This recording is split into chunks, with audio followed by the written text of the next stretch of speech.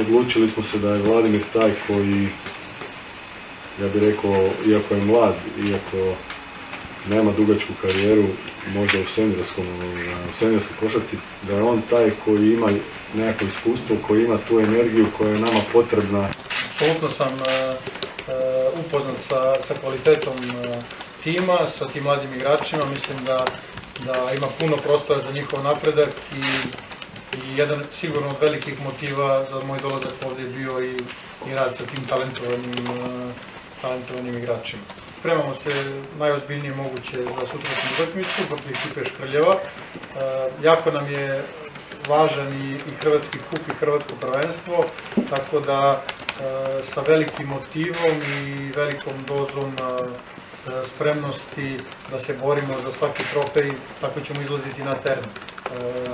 Sigurno da smo mi kvalitetnija ekipa od ekipe Škrljeva, ali da bismo to i pokazali na terenu, mi moramo da budemo odgovorni, da budemo na istom energetskom nivou kao ekipa Škrljeva i onda nemam dilemu da će naš kvalitet doći do izražaja.